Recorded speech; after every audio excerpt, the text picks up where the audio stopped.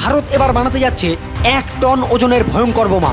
Defence ministry নতুন পরিকল্পনা করেছে, ইন্ডিয়ান এয়ারফোর্সের জন্য তৈরি হবে 1000 কেজির এরিয়াল বোমা। এটি একটি MK-84 ক্লাসের হেভি এরিয়াল বোম, যা যুদ্ধ বিমানের মাধ্যমে ফেলে শত্রুর বড় টার্গেট যেমন বাংকার, রানওয়ে, বড় বিল্ডিং ধ্বংস করা হয়। সহজভাবে বললে এটি খুব শক্তিশালী ডাম্প বা জেনারেল পারপাস বোমা। ভারত এখন পর্যন্ত এই ধরনের বোমা বিদেশ থেকেই আমদানি করত। এবার নতুন প্রকল্পে আত্মনির্ভর ভারতের অধীনে দেশেই তৈরি হবে এই বোম।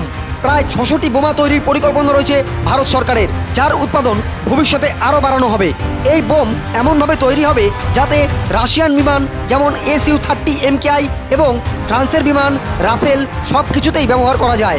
এই প্রকল্প 2 ধাপে হবে, ফেজ 1 এবং ফেজ 2। ফেজ 1-এর ডিজাইন এবং প্রোটোটাইপ, যেখানে ভারতীয় কোম্পানিগুলো বোমার ডিজাইন করবে এবং কয়েকটি প্রোটোটাইপ বানানো হবে। আর ফেজ 2-তে উৎপাদন, যেখানে এই প্রোটোটাইপ সফল হলে সরকার 600টি বোম কেনার বরাদ দেবে। পুরো প্রক্রিয়া শেষ হতে প্রায় 2.5 বছর সময় লাগতে পারে। এই প্রকল্প সফল হলে ইন্ডিয়ান এয়ারফোর্সের স্ট্রাইক ক্ষমতা বাড়বে, যুদ্ধের সময় বিদেশি সরবরাহের উপর নির্ভরতা কমবে এবং ভবিষ্যতে রপ্তানির সুযোগও তৈরি হবে।